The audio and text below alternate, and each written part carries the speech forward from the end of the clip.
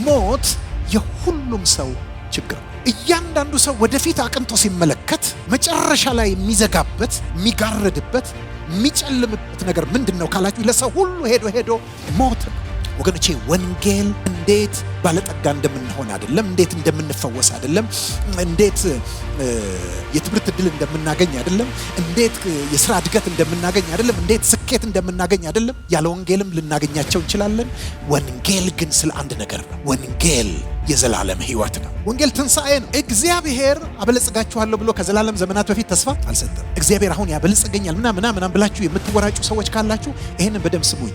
እግዚአብሔር እኮ ምድርንና መላዋን ፈጥሮ ጨርሶ ቁልፉን ለስንት ሰውዬ ነው የሰጠው? ያ ሰውዬ አይገርም? በዛን ጊዜ ሁሉ በስሙ ማለት የሁሉ ምንድን ነው? ባለቤት ነው። አሁን ዛሬ በመሬት እንጋደል የለ እንዴ? አሁን አዲስ አበባ ከተማ ውስጥ 10,000 ካሬ ሜትር ይገኛል። ወዳጅ ሳቃ ሰውየው ስንት ሺህ ካሬ ሜትር ነበር የነበረው? እኔ እኮ 1,000 እኮ እግር ቡና አለኝ ምናምን ብለው እኮ ሰዎች በሀብት ይመካሉ አለ እንዴ? ወይስ ስንት ተክል ነው የነበረ ይሄ ሰውዬ? ስንት ባህር ነው የነበረው? ዛሬ እኮ በሀገር ደረጃ ስለ ባህር በር ስለምናምን እናስባ ይባላል አለ።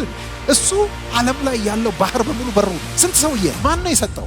ስለዚህ እግዚአብሔር ይሰጣል። ምን ጥያቄ አለው? ለአንድ ሰውዬም ሰጥቶት ያውቃል ሁሉን ነገር። እግዚአብሔር ሀብት የሚባለውን ነገር ሁሉ ዘፍጥረት 1 ላይ ጨርሶታል። እባካችሁ ይዛችሁት እዚህ ጋር የትም አልሄደም፣ አሁንም አለ። ብዙዎቻችን ብልጽግና ብለን የምንለው ልንገራችኋለሁ፣ ስስት ነው። በጣም እኮ ነው የሚገርመኝ። እግዚአብሔር እኮ የሰጠው ሆድ ምን ያህል ነው፣ ምን ያህል ይይዛል ብላችሁ አስቡና በዛ ጊዜ የነበረውን ማብቀል የሚችለውን ምድር በሙሉ አስቡ። ይሄ ሰውዬ በልቶ ይጨርሰዋል። እንኳን እሱ አይደለም ይሄው 7 ወደ 8 ቢሊዮን የምንጠጋለን በልተን አልጨረስንም።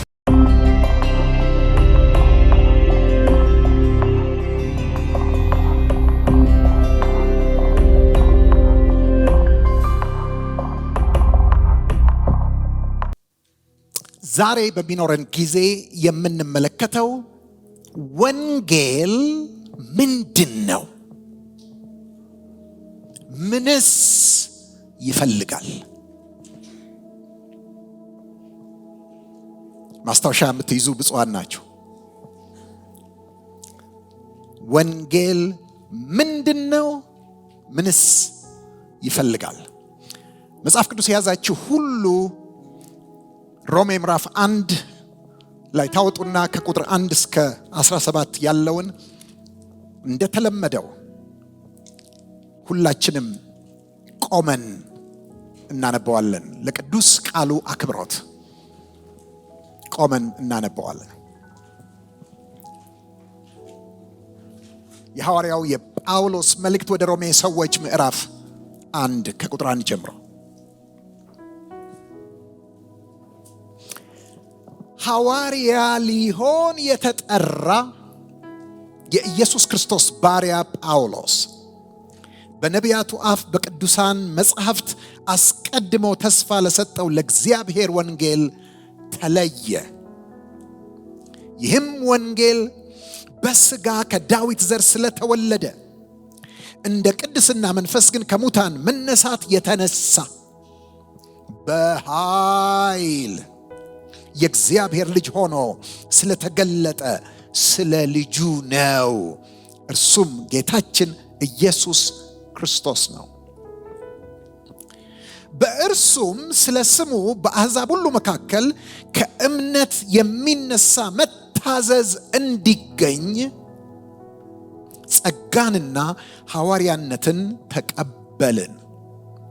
በእነርሱም መካከል የኢየሱስ ክርስቶስ ልትሆኑ ለተጠራችሁ እናንተ ደግሞ ናችሁ። በእግዚአብሔር ለተወደዳችሁና ቅዱሳን ልትሆኑ ለተጠራችሁ በሮሜ ላላችሁ ሁሉ ከእግዚአብሔር ከአባታችን ከጌታም ከኢየሱስ ክርስቶስ ጸጋና ሰላም ለእናንተ ይሁን። እምነታችሁ በዓለም ሁሉ ስለተሰማች አስቀድሜ ስለ ሁላችሁ አምላኬን በኢየሱስ ክርስቶስ አመሰግናለሁ። በልጁ ወንጌል በመንፈሴ የማገለግለው እግዚአብሔር ምስክሬ ነውና ምናልባት ብዙ ቆይቼ ወደ እናንተ አሁን እንድመጣ በእግዚአብሔር ፈቃድ መንገዴን እንዲያቀናልኝ እየለመንሁ ሁልጊዜ ስጸልይ ስለ እናንተ አላቋርጥ አሳስባለሁ። ትጸኑ ዘንድ መንፈሳዊ ስጦታ እንዳካፍላችሁ ላያችሁ ናፍቃለሁና ይህን ማለቴ በመካከላችን ባለች በእናንተና በእኔ እምነት አብረን በእናንተ እንድንጽናና ነው። ወንድሞቼ ሆይ በሌሎች አሕዛብ ደግሞ እንደሆነ በእናንተ ፍሬ አገኝ ዘንድ ብዙ ጊዜ ወደ እናንተ ልመጣ እንዳሰብሁ እስካሁን ድረስ ግን እንደተከለከልሁ ታውቁ ዘንድ እወዳለሁ። ለግሪክ ሰዎችና ላልተማሩም ለጥበበኞችና ለማያስተውሉም ዕዳ አለብኝ። ስለዚህም በሚቻለኝ መጠን በሮሜ ላላችሁ ለእናንተ ደግሞ ወንጌልን ልሰብክ ተዘጋጅቻለሁ። በወንጌል አላፍርምና። አስቀድሞ ለአይሁዳዊ ደግሞም ለግሪክ ሰው ለሚያምን ሁሉ ወንጌል የእግዚአብሔር ኃይል ለማዳን ነውና። ጻድቅ በእምነት ይኖራል ተብሎ እንደተጻፈ የእግዚአብሔር ጽድቅ ከእምነት ወደ እምነት በእርሱ በወንጌል ይገለጣልና። ሃሌሉያ። ቅዱስ አባቶ ይህ ቃልህ ነው። ቃልህ ሕያው ነው። ቃልህ የሚሰራ ነው። ቃልህ ዩኒቨርስን ካለመኖር ወደ መኖር ያመጣ ነው። አሁንም በመካከላችን ሕያው ነው። በኢየሱስ ክርስቶስ ስም ቃልህን ግለጠው። በቃል ውስጥ የታመቀው ኃይል፣ ብርሃን፣ ሕይወት በኢየሱስ ክርስቶስ ስም ይገለጥ። ሁላችንም ደግሞ እንካፈለው በኢየሱስ ክርስቶስ ስም አሜን።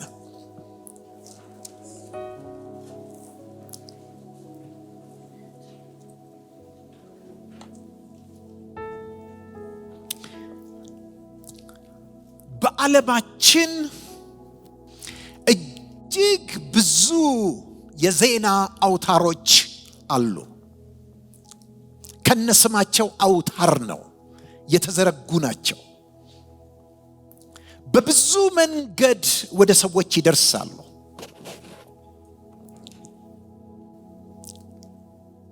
የአካባቢ ዜናዎች አሉ፣ አገራዊ ዜናዎች አሉ፣ ቀጠናዊ ዜናዎች አሉ፣ አህጉራዊ ዜናዎች አሉ፣ ዓለም አቀፋዊ ዜናዎች አሉ።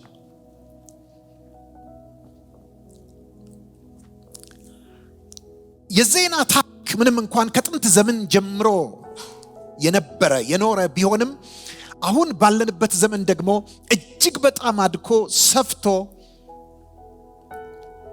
የሰዎችን አስተሳሰብ የሚገዛ ትልቅ መሳሪያ ሆኗል። እንደምታውቁት መንግስት፣ ገቨርንመንት፣ ስቴት ብለን ስንል 3 ቅርንጫፎች እንዳሉት ይታወቃል። አንደኛው ህግ አውጪ ነው፣ ሁለተኛ ህግ ተርጓሚ ነው፣ ሶስተኛ ደግሞ ህግ አስፈጻሚ ነው። መንግስት ማለት ወይም ገቨርንመንት ማለት ትርጉሙ ይሄ ነው። እነዚህ ቅርንጫፎቹ ናቸው። ከቅርብ ጊዜ ወዲህ ግን አራተኛው ቅርንጫፍ ተብሎ የሚባለው ሚዲያ ነው። የዜና ማሰራጫ ነው። የሰዎችን ኦፒኒየን ወይም አስተሳሰብ፣ አመለካከት የሚቃኝ የሚቀርጽ ትልቅ ኃይል ነው። መንግስታትን ያነሳል፣ ይጥላል። ብዙ አይነት ነገሮችን ያመጣል። ለምሳሌ ሩቅ ሳንሄድ በዚህ በቅርብ አካባቢ እንኳን በሰሜን አፍሪካ አገሮችና በመካከለኛው ምስራቅ አገሮች ውስጥ እንደምታስታውሱት ዘአረብ ስፕሪንግ የሚባለው በዜና የተነሳ ነው፣ በሚዲያ የተነሳ ነው። በጣም ትላልቅ የመልቲ ቢሊዮን ዶላር የሆኑ የዜና አውታሮች በዓለማችን ላይ አሉ። እንደነ ሲኤንኤን፣ እንደነ ቢቢሲ፣ እንደነ ኒውዮርክ ታይምስ፣ እንደነ ዋሽንግተን ፖስት፣ እንደነ ሄራልድ ትሪቡን በጣም ብዙ ትላልቅ ሚዲያዎች አሉ። ሁልጊዜ ዜና አለ። ዜና የሌለበት ቀን ኖሮ አያውቅም። ዜና፣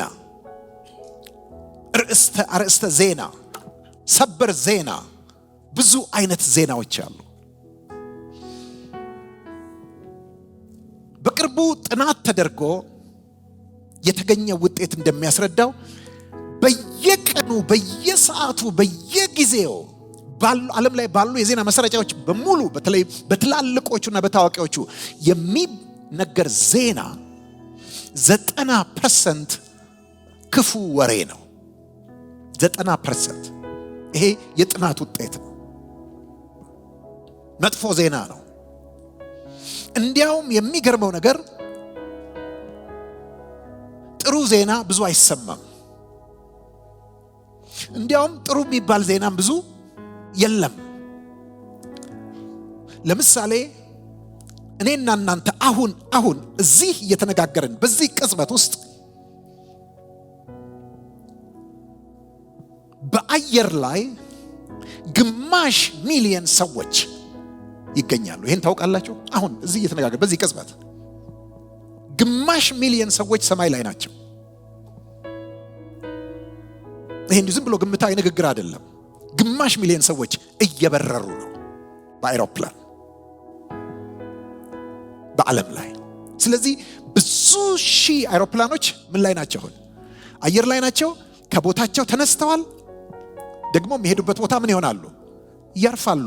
ይሄ በየቀኑ ይሆናል፣ በየሰዓቱ ይሆናል። በብዙ ሺህ የሚቆጠሩ አይሮፕላኖች በየጊዜው በየሰዓቱ ይነሳሉ፣ ያርፋሉ፣ ይነሳሉ። አየሩ ቢዚ ነው ሰማዩ። ይሄ ግን ዜና ነው ወይ? የተነሱት አይሮፕላኖች ሁሉ በሰላም አረፉ ተብሎ ዜና የለም። አንዱ ቢከሰከስ ግን ትልቅ ዜና ይሆናል። በምንኖርበት ዓለም ውስጥ ዜና መጥፎ ነው። ዜና ክፉ ነው። ዜና አደጋ ነው። ዜና አስደንጋጭ ነገር ነው። ዛሬ እዚህ ጋር ልነግራችሁ የቆምኩት ስለ ዜና ነው። ስለ እግዚአብሔር ዜና። ወንጌል የእግዚአብሔር የምስራች ነው። ወንጌል የእግዚአብሔር ዜና ነው።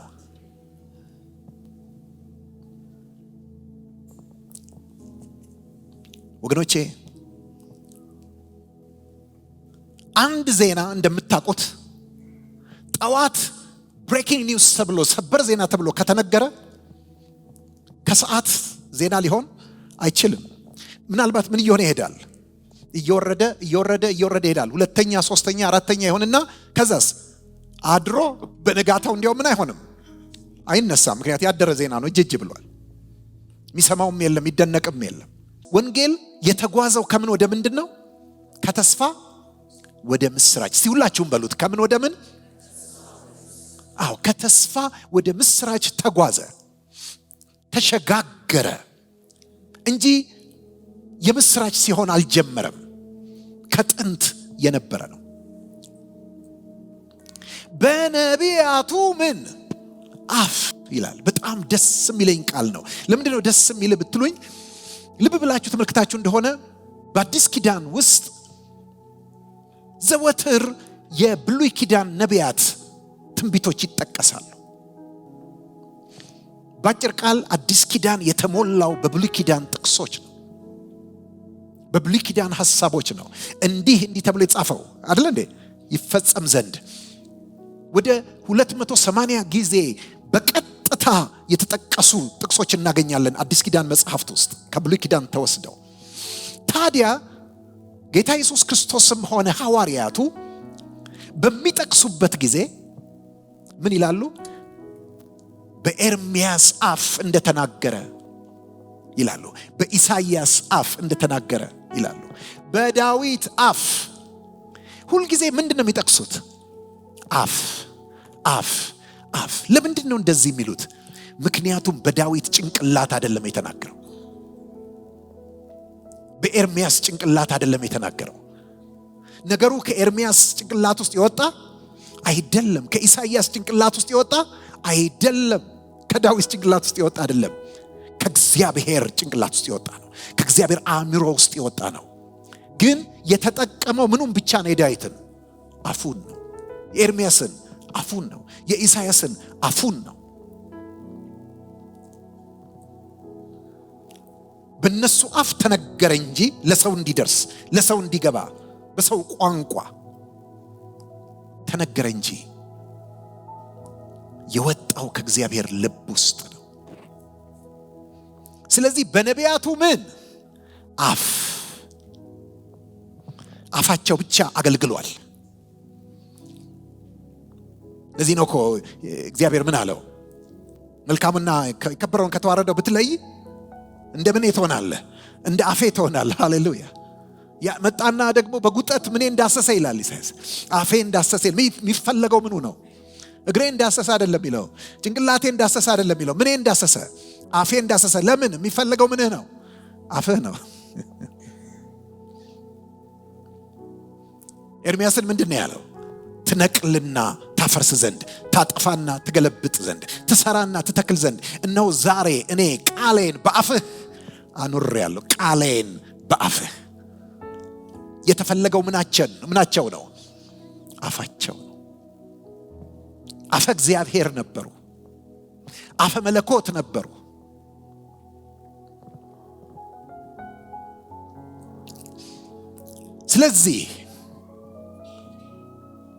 ስለዚህ ሐዋርያ ሊሆን የተጠራ የኢየሱስ ክርስቶስ ባሪያ ጳውሎስ በነቢያቱ አፍ በቅዱሳን መጻሕፍት አስቀድሞ ተስፋ ለሰጠው ለእግዚአብሔር ወንጌል ምን ሆነ? ተለይላል። ኦኬ፣ አስቀድሞ ነው ተስፋውን የሰጠው። አስቀድሞ ተስፋ የሰጠው ስንል ቅድም እንዳየነው መቼ? በነቢያት አፍ። መቼ? በቅዱሳት መጻሕፍት። ወገኖቼ እንደሱ ብቻ አይደለም። አስቀድሞ የሚለው የግሪክ ቃል የሚያመለክተው ዓለም ሳይፈጠር የሚለውን ነው። ከዘላለም ዘመናት በፊት የሚለውን ነው። ዋው ወገኖቼ፣ እግዚአብሔር እንዴት ያሰበበት ጉዳይ ነው ይሄ ወንጌል።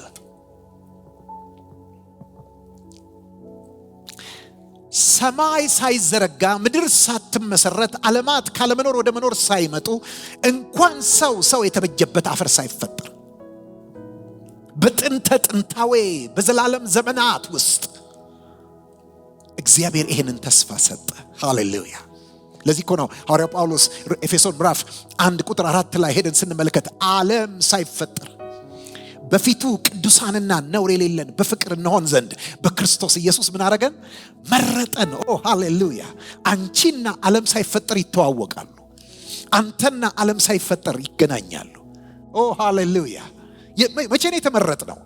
ዓለም ሳይፈጠር። ወገኖች እኔና እናንተ የትላንት ሰዎች ነን። በጣም የትናንት ሰዎች ነን።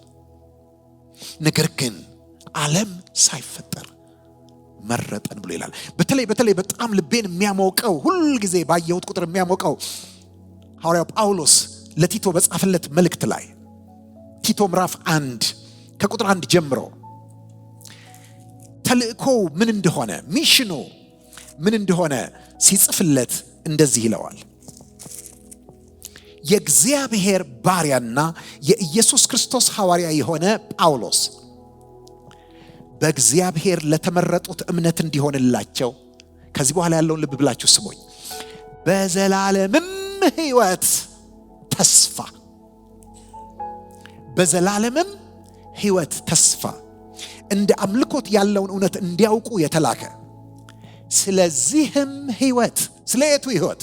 ስለዚህ ሕይወት፣ ስለ ዘላለምም ሕይወት፣ ስለዚህም ሕይወት የማይዋሽ እግዚአብሔር ከዘላለም ዘመናት በፊት ተስፋ ሰጠ።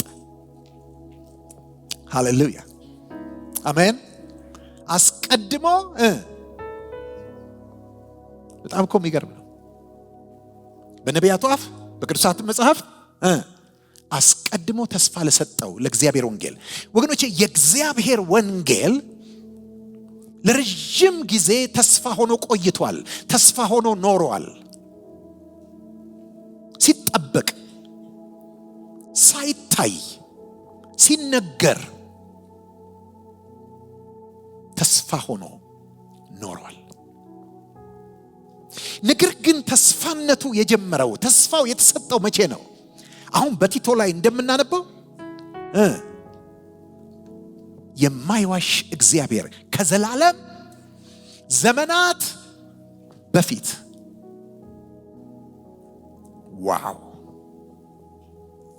በክርስቶስ ኢየሱስ ይህን ተስፋ ሰጠ። ለማን ነው ተስፋ የሚሰጠው? ወይ ተስፋው ለማን ነው? ለኛ ነው። ምንም ጥያቄ የለው። ለሰው ልጆች ነው። እንዴ በዘላለም ዘመናት ውስጥ የሰው ልጆች ነበሩ ወይ? አልነበሩ፣ አልነበርንም። ታዲያ እንዴት ነው ተስፋ የሚሰጠን? አንዳንድ ጊዜ አይታችሁ እንደሆነ ትላልቅ በዓላት ተዘጋጅተው እነዛ በዓላት ላይ ሽልማቶች ይሰጣሉ አይደል እንዴ? አንዳንድ ሰዎችን ኦነር ለማድረግ ለማክበር የሚዘጋጁ ትላልቅ ፕሮግራሞች አሉ። እና እከሌ ተብሎ ይጠራል አይደል እንዴ? ሲጠራ ጉባኤ ውስጥ የለም። ይጠራል፣ የለም። ይጠበቃል፣ የለም። ከዛ በኋላ ኦኬ እሺ በተወካይ በኩል እንሰጣለን ይባልና ሊወክለው የሚችል ሰው ይፈልጋል። ተወካይ መጥቶ ምን ያደርጋል? ይቀበላል። ወገኖች እግዚአብሔር ይሄንን አስደናቂ ተስፋ፣ ይሄን ታላቅ ተስፋ፣ ይሄን ክቡር ተስፋ በሚሰጥበት ጊዜ አልነበርንም። ተስፋው የተሰጠው በተወካይ ነው። ደግነቱ ተወካይ ነበር። እኛን በስላሴ ውስጥ ሊወክል የሚችል አንድ ብቻ ነው። እርሱ መድኃኒታችን ኢየሱስ ክርስቶስ ነው። አሜን። ስለዚህ ኢየሱስ ክርስቶስ ተወካያችን ስለነበር በክርስቶስ ኢየሱስ በኩል ይሄን ተስፋ ምን አደረገን? ሰጠን። እኛን ወክሎ ይሄንን የተቀበለው ማን ነው? ኢየሱስ ክርስቶስ። ምንድን ነበር ተስፋው? የሕይወት ተስፋ ነው።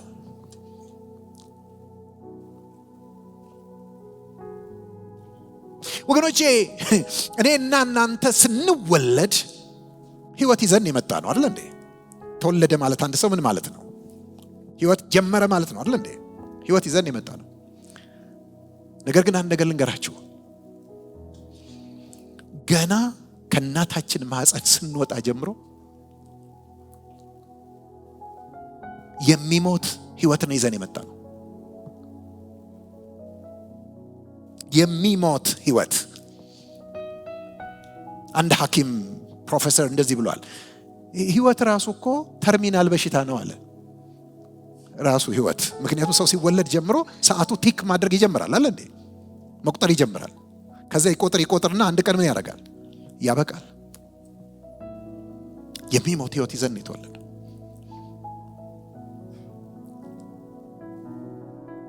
ስለዚህ የሰው ልጅ ሁሉ ይሄ ተስፋ ያስፈልገዋል።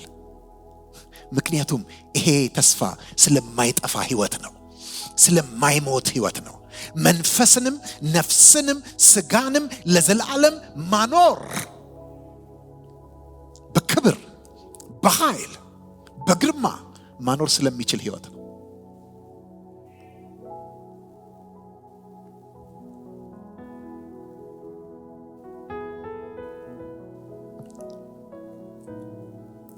የሕይወት ተስፋ።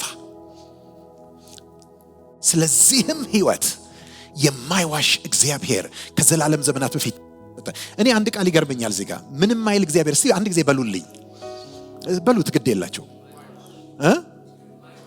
ኦኬ ሪሊ ለእግዚአብሔር ይሄንን ቅጽል መጠቀም ያስፈልጋል? እውነት እንነጋገር፣ ይሄን ቅጽል መጠቀም ያስፈልጋል? ፓስተር ቴዲ ከሰው ጋር ስታወራ ስል አይ ያሬድ አይዋሽም ምናምን ብለህ ታውቃለህ? ማለት እንደሱ የምትለው መቼ ነው? ምን ገጥሞሃል ማለት ነው? ማለት ሊዋሽ ይችላል የሚል ስገጥም ነው ያሬድ አይዋሽም ካልክ የገጠመህ ነገር አለ። ዝም ብሎ አይደለም የሚባለው። ምክንያቱም ይሄ ቅጽል እንዲሁ ዝም ብሎ አይመጣም። ምን አመጣው? አይዋሽም ምን አመጣው?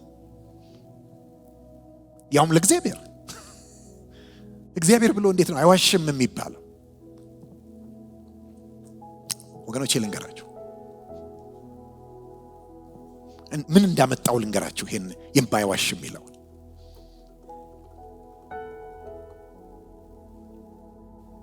እኔ ፓስተር ቴዲን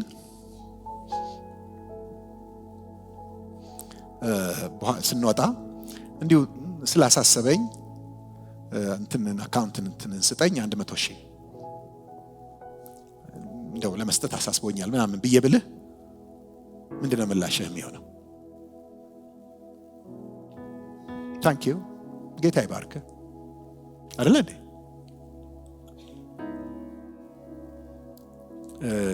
ግን ያልኩህ 100 ሚሊዮን ብር ልሰጥ እፈልጋለሁ አካውንት ነምበርን ስጠኝ ብለህስ? አያችሁ ሳቀ። ይሲ ከት ብሎ ነው የሳቀው። አላያችሁትም? ሳቀ። ለምን? ጆክ ነው አይደል እንዴ? አሁን ለሱ ምንድነው ይሄ?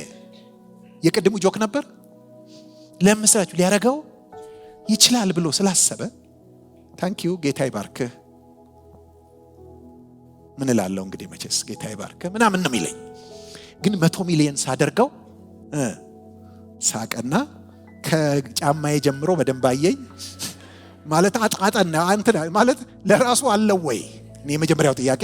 ሁለተኛ ካለው ለምንድን ነው ለኔ የሚሰጠኝ? ማንኝ እኔ ለሱ ምንድን ነኝ? አለ አይደለ? በጣም ብዙ ሊሰጣቸው የሚገባቸው አለ ካለው ነው ለዛው። ስለዚህ ምንድን ነው ይሄ? ቁጥሩን ሲጨምረው ጆክ ሆነ። ከዛ እኔ ብቀጥል ከምሬ ነው በቃ 100 ሚሊዮን ልሰጥ ፈልጋለሁ ምናምን እያልኩ ብቀጥልስ ምንድነው የሚለው መሰላችሁ? ያሬዶ አንተ እኮ ትጫወታለህ ማለት ምናምን ነው የሚለው። አሁንም እንደቀልድ ነው የሚወስደው። ከዛ በኋላ ብቀጥልስ እኔ this is serious እኔ ከምሬ ነው ምናምን እያልኩ በጣም ብቀጥልስ ወንጌል ያሬድ አያችሁ ወንጌላዊንም ይጨምርበታል። አሁን እዚህ ጋር ያሬዶ ምናምን አለ። እኔ እንትን አልወድም እንደዚህ አይነት ጫወታ አይደለ? አልወድም፣ አይጥመኝም ማለት አይመቸኝም፣ እንደዚህ አይነት እንትን አይመቸኝም ምናምን ነው የሚለኝ። አሁንም ብቀጥልስ ከልቤ ነው ከምሬ ነው ምናምን እያልኩ ብቀጥል መጨረሻ ላይ ምንድን ነው የሚለው መሰላችሁ? እሺ ማልልኝ፣ if you are serious ማልልኝ። ምን አመጣው መሐላን? ለምንድን ነው ሰዎች የሚማማሉት? ለምንድን ነው በመጽሐፍ ቅዱስ ውስጥ ከጥንት ዘመን ጀምሮ ስናይ መሐላ ሰው ከርሱ ዋስ የሚጠራው ለምንድን ነው? ይገባችኋል? ምን ሊያረገኝ ይችላል? ሊዋሸኝ ይችላል። እንዴ ሰላም ነበርን እኮ ቅድም በ100 ሺህ እሷም ደግሞ አሁን ቁጥር ከበዛ በኋላ ነው እንጂ ድሮም ቢሆን እሷም ችግር ነበረች። አሁን ግን 100 ሺህ ምንም ብዙ እንትን አይደለም። ስለዚህ ይሲ የማይዋሽ የሚለው ቅጽል የገባበት ምክንያት ነገሩ ትልቅ ስለሆነ ነው። የማይታመን ስለሆነ ነው። ምንድነው እሱን ያስቸገረው? ቆይ ንገሩኝ። ነገሩ ምን ስለሆነበት ነው? የማይታመን ስለሆነበት። እግዚአብሔር እኮ እንዲያረግልሻለሁ እንዲያረግላችሁ ሲለን እኮ ምን እንላለን? ሃሌሉያ ምናምን። በ100 ሺህ ነው እኮ እንደሱ ምን ነው ስለ እሱ ማመን ምን ስለማይቸግር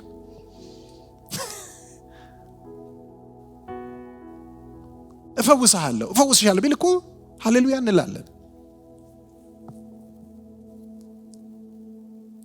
አመድን አራግፋለሁ፣ ታላቅ አረጋለሁ፣ እንትን አረጋለሁ ምናምን ብዙ ጊዜ የሚነገሩት ምን እንላለን? yes it's okay። ነገር ግን እዚህ ጋር የተነገረው የማይታመን ነው። ራሱ እግዚአብሔር ያውቃል የማይታመን እንደሆነ፣ ወይም የማይታመን ስል ለማመን የሚያስቸግር እንደሆነ ያውቃል።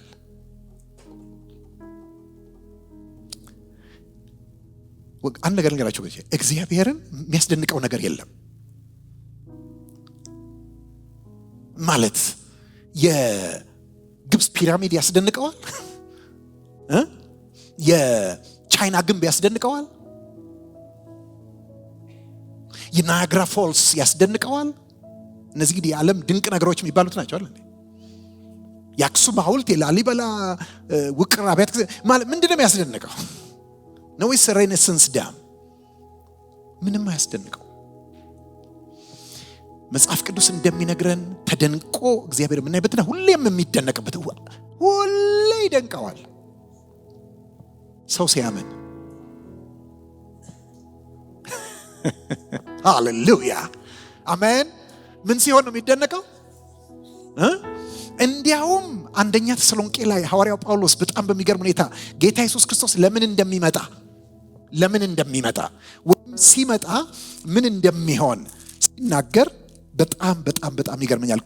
ሁለተኛ ተሰሎንቄ ምዕራፍ 1 ቁጥር 9 ላይ በዚያም ቀን በቅዱሳኑ ሊከብር ምስክርነታችንንም አምናችኋልና በሚያምኑት ሁሉ ዘንድ ሊገረም ሲመጣ ይላል። ምን ሊሆን ሲመጣ? አረ በሉልኝ ባካችሁ። ሊገረም። ስለዚህ ጌታ የሚመጣው ምን ሊሆን ነው? ባክ ንገረኝ። ምን ሊሆን ነው የሚመጣው? ሊገረም። የሐዋርያቱን ምስክርነት ስላመኑ ባመኑት ሊገረም ነው የሚመጣው። ይገርመዋል፣ ይደንቀዋል። ለምን? ምክንያቱም ጉዳዩ ለማመን የሚያስቸግር ነውና። ኦኬ። ብዙ ሰዎች ወደ ቤተክርስቲያን ሲመጡ፣ በተለይ ወደ እንደኛ አይነቱ ቤተክርስቲያን በሚመጡበት ጊዜ ብዙዎቹ በመጀመሪያ የሚመጡበት ዋና ምክንያት አንዳንዶችም ቆይተው ከርመውም የሚመላለሱበት ምክንያት ጌታ ችግሬን ምን ያደርጋል? ይፈታል። እንደሱ ብትሉ የላችሁ? ጌታ ችግሬን ምን ያደርጋል? ይፈታል። ዛሬ እኔ ተራ ነው፣ ያየኛል፣ እንቆቅልሼን ይፈታል፣ ቀንበሬን ይሰብራል፣ ይፈታል፣ ይጎበኘኛል ወዘተርፈ ብለው ነው ሰዎች በተለይ ወደ እኛ አይነት ቤተክርስቲያን የሚመጡት። አንድ ጥያቄ ልጠይቃችሁ እስቲ። የሰው ልጅ ችግር ምንድን ነው? አንድ ጊዜ እንደሱ አድርጌያለሁ። የአዲስ አበባ ዩኒቨርሲቲ ተማሪዎችን በማገለግልበት ጊዜ ይሄን በደንብ እንዲረዱ ይፈልጋለሁ። ከረጅም ዓመታት በፊት ነው። ስለዚህ ሰጠሁና ወረቀት አደልኩና የሰው ልጅ ችግር የምትሉትን አንድ ጻፉልኝ አልኳቸው። አንድ ነው ያልኩት። የሰው ልጅ ችግር ምንድን ነው? እጅግ ብዙ ነው። እንዴት አንድ ብቻ? ግድ የለም አንድ ጻፉልኝ አልኩኝ። ተጻፈ፣ ተሰበሰበ፣ መጣ። ምንድነው የሰው ልጅ ችግር? በሽታ ይላል፣ ማይምነት፣ ድንቁርና ይላል፣ ጦርነትና ስደት ይላል፣ ድህነት ይላል። እንደዚህ አይነት ዝርዝሮችን አገኘሁ። መጨረሻ ላይ ምን አልኳቸው? አንዳችሁም አላገኛችሁትም። የሰውን ልጅ ችግር አላገኛችሁትም። ችግሮች ጽፋችኋል። ነገር ግን እነዚህ ችግሮች የሰው ልጅ ሁሉ ችግሮች አይደሉም። እኔ ጠየቅኩት ምንድነው የሰው ልጅ ችግር ማለት? የሰው ልጅ ሁሉ ችግር ማለት ነው። ድህነት ብላችኋል። ኦኬ፣ ስንት የተዝረከረኩ ሀብታሞች አሉ። ይገባችኋል? ማለት ከመብዛቱ የተነሳ ምን ላድርገው ብለው የሚጨነቁ የሚያደርጉትን ያጡ፣ እንደው አይደለም ተጠቅመውበት ቀደውትም መጨረስ የማይችሉ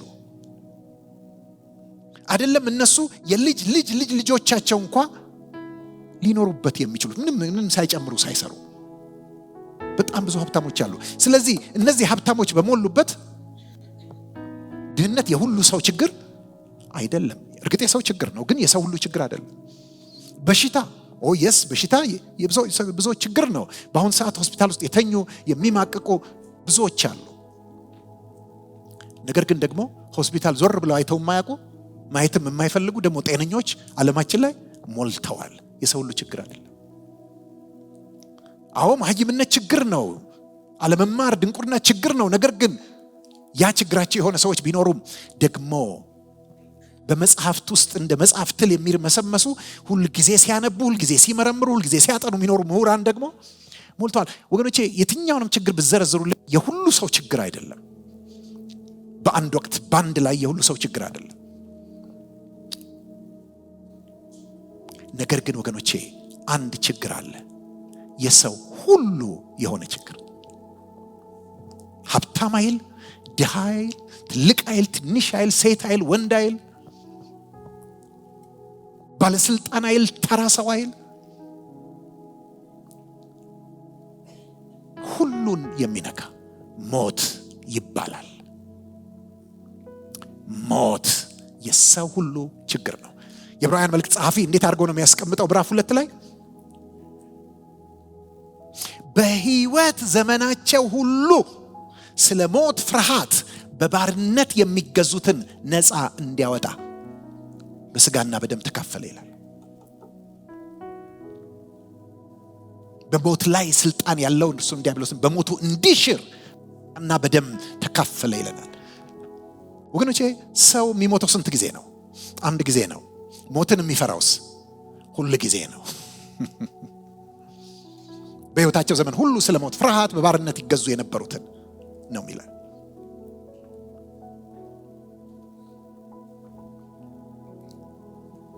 ወገኖቼ ወንጌል እንዴት ባለጠጋ እንደምንሆን አይደለም፣ እንዴት እንደምንፈወስ አይደለም፣ እንዴት የትምህርት ዕድል እንደምናገኝ አይደለም፣ እንዴት የሥራ እድገት እንደምናገኝ አይደለም፣ እንዴት ስኬት እንደምናገኝ አይደለም። እነዚህ ነገሮች ጥሩዎች ናቸው። ያለ ወንጌልም ልናገኛቸው እንችላለን። ወንጌል ግን ስለ አንድ ነገር ነው። ወንጌል የዘላለም ሕይወት ነው።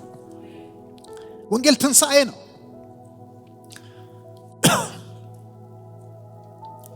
እግዚአብሔር አበለጽጋችኋለሁ ብሎ ከዘላለም ዘመናት በፊት ተስፋ አልሰጠም። ምን ወገኖቼ አልገባንም እንጂ በደንብ ስሙኝ አልገባንም እንጂ እግዚአብሔር አሁን ያበለጽገኛል ምናምን ብላችሁ የምትወራጩ ሰዎች ካላችሁ ይሄንን በደንብ ስሙኝ። እግዚአብሔር እኮ ምድርንና መላዋን ፈጥሮ ጨርሶ ቁልፉን ለስንት ሰውዬ ነው የሰጠው? እባካችሁ ንገሩኝ። ያ ሰውዬ አይገርምም? በዛን ጊዜ ሁሉ በስሙ ነው ማለት የሁሉ ምንድን ነው? ባለቤት ነው። አሁን ዛሬ በመሬት እንጋደል የለ እንዴ? አሁን አዲስ አበባ ከተማ ውስጥ 10,000 ካሬ ሜትር ይገኛል ወዳጄ። ሳቃ ይሲ 10,000 ካሬ ሜትር ነው 300 ባገኘው ምናምን ከተማ ውስጥ አይገኝም። ሰውየው ስንት ሺህ ካሬ ሜትር ነበር የነበረው? አይገርምም? እኔ እኮ 1,000 እኮ እግር ቡና አለኝ ምናምን ብለው እኮ ሰዎች በሀብት ይመካሉ አለ እንዴ? ወኒ ስንት ተክል ነው የነበረው ይሄ ሰውዬ? ስንት ባህር ነው የነበረው? ዛሬ እኮ በሀገር ደረጃ ስለ ባህር በር ስለምናምን እናስባ ይባላል አይደል? እሱ ዓለም ላይ ያለው ባህር በሙሉ በሩ ነው። ስንት ሰውዬ ነው? ማን ነው የሰጠው? ስለዚህ እግዚአብሔር ይሰጣል። ምን ጥያቄ አለው? ለአንድ ሰውዬም ሰጥቶት ያውቃል ሁሉን ነገር። እግዚአብሔር ሀብት የሚባለውን ነገር ሁሉ ዘፍጥረት 1 ላይ ጨርሶታል። እባካችሁ ይዛችሁት እዚህ ጋር አትምጡ። የትም አልሄደም፣ አሁንም አለ። አሜን። ብዙዎቻችን ብልጽግና ብለን የምንለው ልንገራችሁ አለ ስስት ነው፣ ስግብግብነት ነው፣ ምኞት ነው፣ ክፉ ምኞት።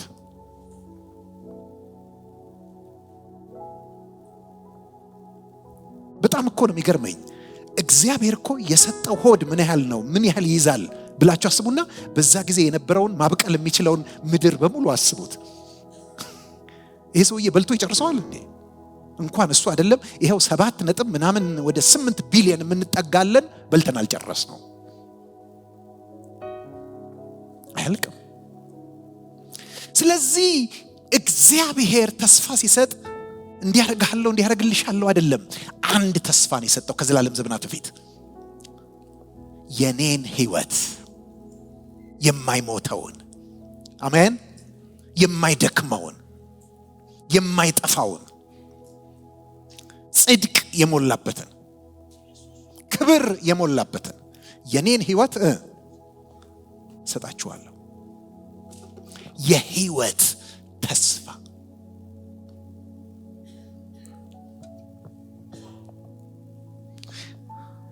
ለምን ይመስላችኋል? አንዳንድ ጊዜ የምንሰብከው ወንጌል የማይሆነው አንዳንዴ እንዲያውም ወንጀል ይሆናል። ለምንድን ነው ሰዎችን የማይነካው? ለአንዳንድ ሰዎች ሄዳችሁ ጌታ ዳሽን ምን ያደርገዋል? ይከፍለዋል። ጌታ ይሄን እንትንሽን እንደዚህ ያደርገዋል። ጌታ አመድሽን ያረግፋል ምናምን ብለን እንላለን። ወገኖቼ ተመልከቱ፣ ይሄን ሰውዬ ለ1 ቢሊዮነር ማለት እንችላለን እንዴ? ኧረ እኔ አንተን አራግፍልሃለሁ ነው የሚል። ወንጌላችን ለአንዱ ሰርቶ ለአንዱ የማይሰራ ነው። ብዙ ጊዜ ፎልስ ፕሮሚስ ነው። አንዳንዶቻችን ዝም ብለን ወንጌል ብለን በእንደዚህ ጠቅጥቀን መጨረሻ ላይ እግዚአብሔር ያልገባውን ተስፋ ሰተናቸው ያልቀጠሩትን ሰው ሲጠብቁ ቆይተው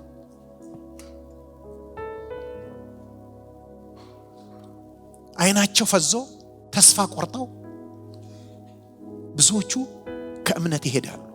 ምክንያቱም የነገርናቸው ወንጌል ትክክለኛውን ወንጌል አይደለም።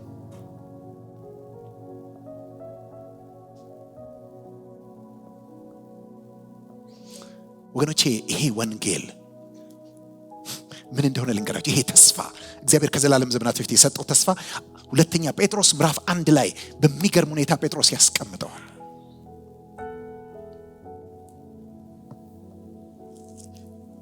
ስለዚህ ምክንያት ይላል ስለ ክፉ ምኞት በዓለም ካለው ጥፋት፣ በዓለም ካለው ኮራፕሽን፣ በዓለም ካለው መበስበስ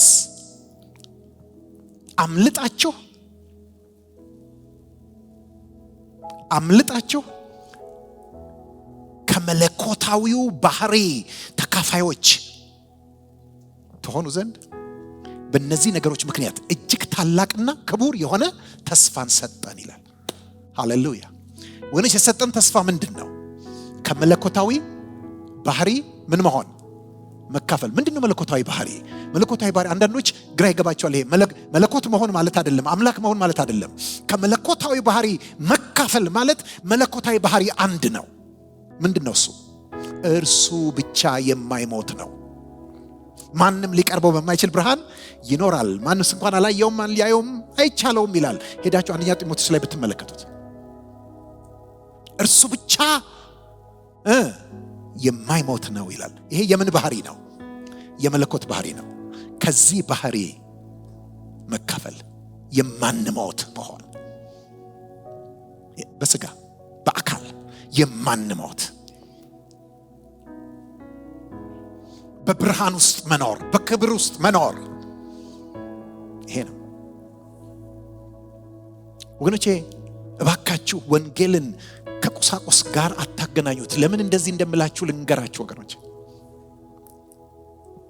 ሐዋርያ ጳውሎስ እዚህ ሮሜ ምዕራፍ 3 ላይ ይላል ልዩነት የለምና አይደለም ይላል። እስቲ በሉት ልዩነት የለምና። ግን እውነት ልዩነት የለም? ልዩነትማ ሞልቷል። ዓለማችን በምን የተሞላች ናት? በልዩነት። እኔ በጣም ከቦታ ቦታ ስለምጓዝ በራለሁ። ብዙ ዓለም ላይ አሉ የተባሉትን አየር መንገዶች እንደው ማላቃቸው ካልሆኑ በስተቀር በሬባቸዋል። ታዲያ ሁሉ ጊዜ ለመብረር ሲሄድ ምን ታያለ ብትሉኝ፣ ልዩነት። ፈርስት ክላስ የቆረጡ ሰዎች አሉ፣ ቢዝነስ ክላስ የቆረጡ ሰዎች አሉ፣ ኢቭን ኢኮኖሚ ክላስ የሚል አምጥተዋል። አሁን ትንሽ እግር ዘርጋ ማድረግ የሚቻልበት አሉ። ከዛ ደግሞ ኢኮኖሚ ስታንዳርድ ኢኮኖሚ ደግሞ አሉ። አቤት ልዩነት! ቀንቶኝ ሁልጊዜም ባይሆን አንዳንድ ጊዜ ቀንቶኝ በዛኛው በርሬ ያውቃለሁ። አረሳው መጀመሪያ ክላውድ 9 በኢትዮጵያ አየር መንገድ የበረርኩበት ጊዜ ትዝ ይለኛል። ወደ አሜሪካ እየሄድኩ ነው፣ ቆይቷል በጣም። ሁሌ ኢኮኖሚ ነው የምበራው፣ መቁረጥ የሚችለው ወይም ሊቆርጡልኝ የሚችሉት እሱ ስለሆነ አንድ ቀን አፕግሬድ አደረጉኝና ክላውድ 9 በረርኩ። ዋው! የመጀመሪያ ጊዜ ነው። በጣም የሚገርም ነው። ከዛ ቆየሁና እግሬን ማፍታታት ፈለኩ፣ ወክ ማድረግ ፈለኩ። እንደምታውቁት ደግሞ ክላውድ 9 አነስ ያለ ነው፣ ኢኮኖሚው ግን በጣም ረጅም ነው አይደል እንዴ? ስለዚህ ወክ ማድረግ እግዚአብሔር ልጅ የማ ልጅ መሆን ነበረበት? የሰው ልጅ መሆን ነበረበት። ተመልከቱ፣ ምን ይዞ? ይሄን ህይወት ይዞ። በመጀመሪያ ቃል ነበረ፣ ቃልም በእግዚአብሔር ዘንድ ነበረ፣ ቃልም እግዚአብሔር ነበር። ይህ በመጀመሪያ በእግዚአብሔር ዘንድ ነበረ። ከሆነውም አንዳች እንኳን ያለ እርሱ አልሆነም። ሁሉ በእርሱ ሆነ፣ በእርሱም ህይወት ነበረች፣ ህይወትም የሰው ብርሃን ነበረች። ብርሃን በጨለማ ይበራል፣ ጨለማም አላሸነፈውም። በእርሱም ህይወት ነበረች። ምን ይዞ መጣ? ይህንን የዘላለም ህይወት ይዞ መጣ። ሃሌሉያ! የእግዚአብሔር ልጅ የሰው ልጅ ሆነ።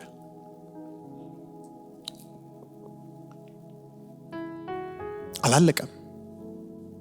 የሰው ልጅ ሆኖ ኖረና የሰው ልጅ ሆኖ ምን ሆነ? ሞተ አይደል እንዴ? ከዛ በኋላ ግን ሲነሳ የማ ልጅ ሆኖ ተነሳ? የእግዚአብሔር ልጅ ተመልከቱ። ቆይ ኢየሱስ ክርስቶስ በምድር ላይ ሲኖር እግዚአብሔር ልጅ ነበር አልነበረም? ነበረ። ግን የሰው ልጅነቱ ምን ግልጥ፣ የእግዚአብሔር ልጅነቱስ ስውር ነበር። አሁን ግን ከሙታን ሲነሳ በኃይል የእግዚአብሔር ልጅ ሆኖ ምን ሆነ? ተገለጠ። እንግዲህ ተመልከቱ፣ የእግዚአብሔር ልጅ የሰው ልጅ ባይሆን ኖሮ እኛ የሰው ልጆች የእግዚአብሔር ልጅ የመሆን መብት አይኖርንም ነበር።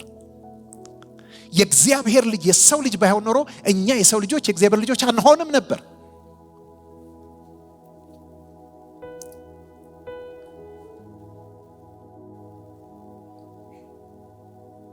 ምንድነው ያደረገው? የእግዚአብሔር ልጅ የሰው ልጅ ከሆነ በኋላ ሞቶ የእግዚአብሔር ልጅ ሆኖ በመገለጡ በመነሳቱ የሰውን ልጆች ይዞ ወደ እግዚአብሔር ልጅነት ውስጥ ገባ። የምስራቹ ይሄ ነው። ዜናው ይሄ ነው።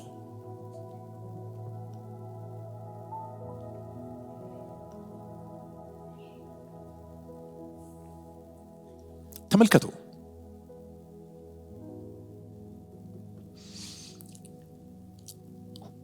ዓለማትን ሁሉ ዩኒቨርስን ሁሉ የፈጠረው እኮ የእግዚአብሔር ኃይል በእግዚአብሔር እጅ ነው ያለው። ግን ችግሩ ምንድነው? እዚህ ደግሞ ምን አተን ነው የተቸገርነው? ኃይል። ስሙኝ፣ ኃይል አተን ነው የተቸገርነው። ለምን? የተገዛን ያለነው በምንድነው? በኃይላት አይደል እንዴ? በጨለማው ኃይላት፣ በኃጢአት ኃይል፣ ባለቆች፣ በስልጣናት፣ በጌት፣ በብዙ ኃይል፣ በሱስ ኃይል፣ በምን ኃይል፣ በብዙ ነገር ኃይል ምን ሆነናል? እዚህ ባሮች ሆነናል። እዛ ግን ምን አለ? ኃይል አለ። ወገኖቼ እዛ ያለውን ኃይልኛ አክሰስ ማድረግ አንችልም። እኛ ሰዎች ነን። እንዴት ነው ሰው የእግዚአብሔርን ኃይል አክሰስ ማድረግ የቻለው ብላችሁ ከጠየቃችሁኝ ኤፌሶን ምዕራፍ 1 ቁጥር 19 ላይ እንደዚህ ይላችኋል። ለምናምንም ከሁሉ የሚበልጥ የኃይሉ ታላቅነት ምን እንደሆነ ታውቁ ዘንድ ክርስቶስንም ከሙታን ሲያስነሳው ከአለቅነትና ከስልጣናት ከኃይላትና ከጌትነት ሁሉ በላይ በዚህ ዓለም ብቻ ሳይሆን ሊመጣ ባለው ዓለም ከሚጠሩት ስሞች ሁሉ በላይ በሰማያዊ ስፍራ በቀኙ ሲያስቀምጠው በክርስቶስ ባደረገው ሥራ የብርታቱ ጉልበት ይታያል። ምን አደረገ መሰላችሁ? የእግዚአብሔር ብቻ የነበረውን ኃይል በክርስቶስ ትንሣኤ አማካይነት የሰው ልጆች አክሰስ እንድናደርገው አረገን። ዛሬ ታውቃላችሁ፣ ዩኒቨርስን ካለመኖር ወደ መኖር ያመጣውን ያንን ኃይል አንተ አክሰስ ማድረግ ትችላለህ። ሃሌሉያ ወገኖቼ፣ ልንገራችሁ፣ አትሳቱ። የዛሬ 2000 ዓመት የነበሩት እኮ እስራኤላውያን አይሁዳውያን ኢየሱስ ክርስቶስን እኮ መቀበል ያቃታቸው ለምንድን ነው? ክርስቶስን ስለማይጠብቁ አይደለም። መዳን ስለማይጠብቁ፣ ነፃ መውጣት ስለማይጠብቁ አልነበረም። ነገር ግን ችግራቸው ምን ነበር? ነፃ ያወጣናል ብለው የሚሉት ከሮም መንግስት ነበር። እነሱ የሚፈልጉት ኢኮኖሚክ ፍሪደም ነበር፣ ሌጋል ፍሪደም ነበር። ኢየሱስ ክርስቶስ ግን የመጣው ከሮማን ባርነት ነፃ ሊያወጣ ሳይሆን ከኃጢአት ባርነት ነፃ ሊያወጣ ነው። ከሞት ባርነት ነፃ ሊያወጣ ነው። በዚህ ምክንያት ነው የሳቱት። ዛሬም በዚህ ዘመን ያለ ክርስቲያን እየሳተ ያለው በዚህ ነው። ጌታ ኢየሱስ ክርስቶስ እንዴ ዮሐንስ እኮ ተስፋ ቢቆርጥ አይፈረድበትም። መጥምቁ ዮሐንስ እንደዛ አስተዋውቆ እነሆ የዓለምን ኃጢአት የሚያስወግድ የእግዚአብሔር በግ ምናምን ስንት ነገር ብሎ የሚመጣው ከኔ በኋላ ያለው የጫማውን ጠፍር ልፈታ የማይገባኝ ምናምን ብሎ አስተዋውቆ ትንሽ ቆየና በቃ ክርስቶስ ሆኖ ይገለጣል እያለ ሲጠብቅ ወፍም የለም። ከሮማ መንግስት ነፃ ያወጣናል ብሎ ሲጠብቅ ይልቅ እንዲያውም ሄሮድስ ምን አረገ? ጠራና እስር ቤት ወይኔ ከተተው።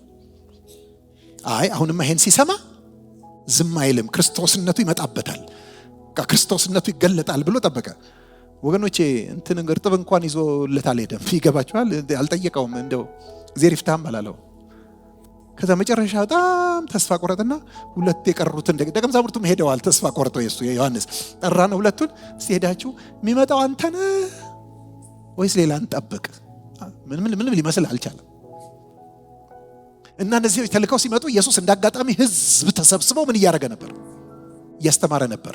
ምን እንዳደረጋቸው ታውቃላችሁ? ልክ እነሱ ሲመጡ የእግዚአብሔር መንፈስ ሙቭ ማድረግ ጀመረ። ሃሌሉያ። ከዛስ ለምጣሞች ነጡ፣ ሽባዎች ተተረተሩ። አሜን። አጋንንት እየጮሁ ምን አደረጉ? ወጡ። እንትን ሆነ፣ ሙቭመንት ሆነ። ሽባ ሁሉ እየተተረተረ ይነሳ ጀመር። ዲዳ ይናገር ጀመር። ደንቆሮ ይሰማ ጀመር። ይዘው እንትን ይዘው የመጡት በቃሬዛ ሙት ምናምን ይነሳ ጀመር። ብዙ ነገር ሆነ። ልክ የሚመጣው አንተ ነው ስለ አንጠብቅ እኮ ብለውታል። ቆይ ጠብቁኝ ብሏቸዋል መልስ ለመስጠት። እነዚህ ነገሮች ሁሉ ከሆነ በኋላ ሂዱና ያያችሁትና የሰማችሁትን ለዮሐንስ አውሩለት አላቸው። መልስ አልሰጠም። ምን ማለቱ ነው? ሰዎች ነፃ እየወጡ ነው። አሜን።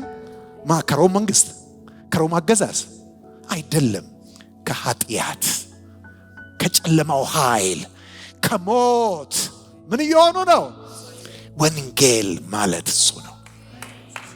ወንጌል ይሄ ነው።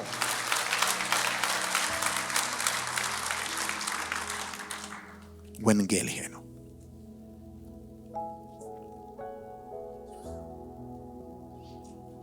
የእግዚአብሔር ኃይል መጥቶልሃል። የእግዚአብሔር ኃይል በወንጌል አማካይነት መጥቶልሻል። እኔ ያሬድ ጥላሁን ነፃ የወጣው ሰው ነኝ። በአንድ ወቅት የኃጢአት ባሪያ የነበርኩ፣ ዛሬ ግን ኃጢአት የማይገዛኝ ምን ነፃ ወጣኝ? ያ ኃይል መጥቶ ወጣኝ። ያ ኃይል የኔ ነው። ወደዛ ኃይል አክሰስ አለኝ፣ መግቢያ አለኝ፣ ፓስወርድ አለኝ። ወንጌል ይሄ ነው።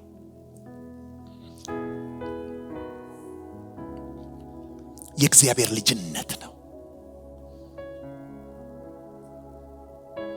ታውቃላችሁ ከዳዊት ዘር ተወልዶ ኢየሱስ በቤተልሔም ነው አይደል የተወለደው? አይደል እንዴ? ቆይ ምን ላይ ነበር የተወለደው? እስቲ ያን ጊዜ የነበረውን ኤቨንት የሚነግረኝ ወይም ዝግጅት የሚነግረኝ የላችሁም? ኖ ምን እየተካሄደ ነበር? ለምንድን ነው ወደዛ የተሄደው? የህዝብ እግዚአብሔር ሆን ብሎ ነው። ምክንያቱም ተመልከቱ፣ ሲገቡ ቤተልሔም ለቆጠራ ማናማ ነበሩ? ዮሴፍና ማርያም አይደል እንዴ? ነገር ግን ቆጠራው ተጀምሮ ለመቆጠር ለመመዝገብ ሲሄዱ ስንት ናቸው? 3 ምን ይዘዋል? ሕፃን። ሃሌሉያ። ከዛስ ጥለውት መቼስ ሄደው አይቆጠሩም አይደል እንዴ? ለበረት ውስጥ ላሉት እንስሶች ጥለው አይሄዱ፣ ይዘው ነው ሄዱት። ከዛ በኋላ የሮማውን እንትን እዛ ቁጭ ብሎ ቀለም እየጠቀሰ ሲመዘግብ ምናምን ዮሴፍ የማንዘር ምናምን በዘር ነው እነሱ ያውቃሉ። ተታየን። እሺ ተመዘገበ። ማነሽ? ማርያም ተመዘገበ። ማን ነው እሱ? ኢየሱስ። ወገኖቼ የእግዚአብሔር ልጅ በሕዝብ ቆጠራ ጊዜ ተወልዶ ስሙ የሰው ልጅ መዝገብ ውስጥ ባይገባ ኖሮ ያንተና የኔ ስም ያንቺና የኔ ስም በሕይወት መዝገብ ውስጥ አይገባም ነበር። ነገር ግን በሕይወት መዝገብ ውስጥ እንድንገባ እርሱ በሰው መዝገብ ውስጥ ገባ። በስጋ ከዳዊት ዘር ስለተወለደ እንደ ቅድስና መንፈስ ግን ከሙታን በመነሳት የተነሳ በኃይል የእግዚአብሔር ልጅ ሆኖ ስለተገለጠ ስለ ልጁ ነው። ወገኖቼ ልንገራችሁ፣ ደስ ይበላችሁ። የምስራች ኢየሱስ በዚህ ምድር ላይ ሲኖር የሰው ልጅነቱ ምንድን ነበር? ሰውነቱ ምንድን ነበር? የተገለጠ። የእግዚአብሔር ልጅነቱስ የተሰወረ አይደል እንዴ? ዛሬም አንተ እንደዚሁ ነህ። ዛሬም አንቺ እንደዚሁ ነሽ። የሰው ልጅነትሽ የተገለጠ፣ የእግዚአብሔር ልጅነትሽ ግን የተሰወረ ነው። ነገር ግን አንድ ቀን በትንሣኤ በኃይል የእግዚአብሔር ልጅ ሆነን ምን እንሆናለን? እንገለጣለን። ትናንትና በጣም ከመቀራረባቸው የተነሳ ዮሐንስ በጣም ጌታን ይቀርበው ነበር አለ እንዴ? እና እንዲያውም እዛ ራት ላይ ሲጠይቀው ምኑ ላይ ተለጥፎ ነው ይላል? በጣም ደረቱ ላይ ተለጥፎ ጌታ ማን አሳልፎ የሚሰጥ ምናምን አለው። ከተገለጠ በኋላ ግን የእግዚአብሔር ልጅ ሆኖ ከተገለጠ በኋላ ግን አንድ ቀን በፍጥሞ ደሴት በጌታ ቀን በመንፈስ ነበርኩ አላል እንዴ? ከዛስ ድንገት የሆነ ድምፅ ሰማሁ አለ። ለማየት ዞር ስል ፊቱ እንደ ፀሐይ ያበራል አለ። ሃሌሉያ አሜን። ጸጉሩ እንደ በግ እንደ ነጭ በግ እንደ ጥጥም ነበር አለ። ከዛስ ከአፉ በሁለት ወገን የተሳለ ስለታም ሰይፍ ወጣ አለ። ከዛስ ቀሚሱ እስከ እግሩ ድረስ ነጭ ነበር አለ እንደ በረዶ። ከዛስ እግሩ እንደ በእቶን እንደ ጋለና እንደ ነጠረ ናስ ነበር አለ። ከዛ ሳየው በመቅረዙ በሰባት መቅረዙ ምን ያደርግ ነበር? ይመላለስ ነበር። ከዛ ሳየው ወደ ደረቱ ጠጋልኩ ይላል። እንደ ሞተ ሰው ሆኜ ወደኩ። ሃሌሉያ። ከዛ ቀኝ እጁንም ጫነብኝና አትፍራ፣ እኔ አልፋና ኦሜጋ ፊተኛና ኋለኛ መጀመሪያና መጨረሻ ነኝ። የሞትና የሲኦል መክፈቻ አለኝ። አትፍራ። ምን ስለሆነ? ስለተገለጠ። ዮሐንስ በሚያስደንቅ ሁኔታ በአንደኛ መልእክቱ ምዕራፍ 3 ላይ እንደዚህ ይለናል። የእግዚአብሔር ልጆች ተብለን እንድንጠራ አብ እንዴት ያለውን ፍቅር እንደሰጠን ይሁ እንዲሁም ነን። ነገር ግን ዓለም እርሱን እንዳላወቀችው ያኔ እኛንም አሁን አታውቀንም። ልጆች ሆይ ወደፊት ምን እንደምንሆን ገና አልታወቀም። ነገር ግን እርሱ ሲገለጥ እርሱ እንዳለ እናየዋለን፣ እርሱንም እንድንመስል እናውቃለን። እንግዲህ ማንም በእርሱ ይህንን ተስፋ የሚያደርግ ሁሉ እርሱ ንጹሕ እንደሆነ ራሱን ያነጻል። ወገኔ ተስፋ አለ። እባክህን ይሄ ከሚታመነውና ታንኪው ከሚያሰኘው 100,000 ውጣና ስለ 100 ሚሊዮን ዋስብ። አሜን። ማመን ቢያንገዳግድሽም እንደው ቢያንገዳግድህም እኔ ልንገራችሁ፣ በዚህ ላይ ተመስረቱ። ይህን ነግሬያችሁ ጨርሳለሁ። ወንጌል የእግዚአብሔር ኃይል ነው። አሜን። በወንጌል ምን አላረግም አላፍርምና። አላፍርም ምን አመጣው? ዝንጀሮ ናት አልበላሽም ምን አመጣው ያለችው አይደል እንዴ? ከነብር ጋር ወዳጅነት ፈጥረው አብረው መኖር ጀምረው አንድ ቀን ዛፍ ላይ ሆና እሷ ነብር መጥቶ ከታች ነይ ወረጂ እንጫወት አላት። አይ ግድ የለም እዚህ ሆኜ እንጫወት ምናምን አለችው። አይ ግድ የለም አልበላሽም አለ። እንዴ አልበላሽም ምን አመጣው አለ። አላፍርም ምን አመጣው? የሚያሳፍር ነበረ። ለምን? አይሁድ የሚሰናከሉበት ነው። ግሪኮች ደግሞ ሞኝነት የሚሉት ነው። ስለሰቀለ ሰው ማውራት። በወንጌል አላፍርም አለ። ለምን? ተገልጦልኛል፣ ወንጌል ገብቶኛል። ወንጌል የሚያምነው ካገኘ የሚያምነውን ሁሉ ማዳን የሚችል የእግዚአብሔር ኃይል ነው። ወገኖቼ ልንገራችሁ፣ ስታነበንቡት እንዲህ ስትናገሩት ቀላል ቃል ነው። ቀላል ቃል ይመስላል። ነገር ግን ታምቆ የእግዚአብሔር ኃይል እዛ ውስጥ ነው ያለው። እኔ ልንገራችሁ ወገኖቼ፣ ኒውክሊየር ፓወር ነው። አቶሚክ ፓወር ነው። አቶሚክ ፓወር ምን ውስጥ ነው ያለው? ትንሽ ነገር ውስጥ አይደል እንዴ? አይደል እንዴ? የሆነ እንትን አተም ምን ሲደረግ ነው ስፕሊት ተደርጎ እዛ ኒውክለሱ ምናምን ይሉናል። አይገባንም፣ ብዙ እኔም አይገባኝም። ግን ያ ነው ወገኖቼ። ዛሬ ወንጌል አይታያቸውም ሰዎች። ወንጌል በጣም ቀላል ነገር፣ ደቃቅ ነገር፣ በቃ ምንም አይነት ነገር ተደርጎ ይቆጠራል። እኔ ግን እነግራችኋለሁ አቶሚክ ፓወር ነው። የእግዚአብሔር ኃይል የታመቀው እዛ ውስጥ ነው። ሐዋርያ ጳውሎስ በአንደኛ ቆሮንቶስ ምዕራፍ 15 ላይ እንደሚላቸው ለቆሮንቶስ ሰዎች፣ ወንድሞች ሆይ የሰበኩላችሁን፣ የተቀበላችሁትን፣ ያመናችሁበትን፣ የቆማችሁበትን፣ አሁን ገና ምድኑበትን ወንጌል አስታውቃችኋለሁ። መጽሐፍ እንደሚል ኢየሱስ ክርስቶስ ለኃጢአታችን ሞተ፣ ተቀበረም፣ መጽሐፍም እንደሚል በሶስተኛው ቀን ተነሳ። ይሄ መልእክት አቶሚክ ፓወር ነው። ዓለምን የሚለውጥ ነው። አሜን። የዲያብሎስን መንግስት የሚያፈርስ ነው። ወገኖቼ በወንጌል ይላል የእግዚአብሔር ከእምነት ወደ በርሱ የሚለው በወንጌል ነው ይገለጣል። በወንጌል ምን ማለት ነው? መጀመሪያ ስናምነው ኢየሱስ ለኃጢአታችን ሞቷል ብለን ስናምነው ያጸድቀናል። ግን እዛ ጋር አይቀርም። ብዙ ጴንጤ እዛ ጋር ነው የቆመው። ከእምነት ወደ እምነት ምን ይሆናል? ይገለጣል ሲል ምን ማለት መስላችሁ? ያ አምነን የምንቀበለው ጸድቀናል የምንለው ነው።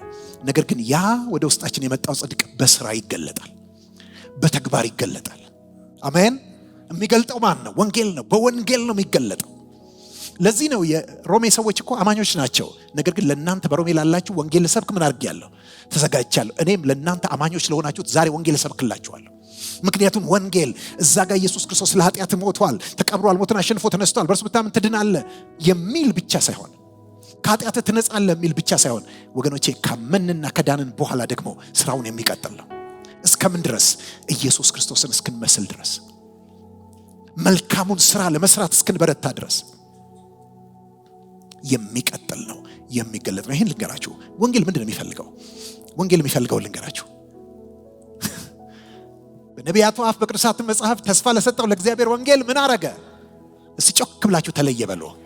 ይሄ ጉባኤ ድምፅ አይደለም። እስቲ ድገሙት ወገኖቼ። ወንጌል የሚለይለት ይፈልጋል። አሜን። ሊሰብከው የሚለይለት ይፈልጋል። ሊኖረው የሚለይለት ይፈልጋል። ሊያገለግለው የሚለይለት ሁል ጊዜ ይፈልጋል። ለምን? ምክንያት የማ መልእክት ነው? የእግዚአብሔር መልእክት ነው። እግዚአብሔር መንፈስ ነው። እግዚአብሔር የማይታይ ነው።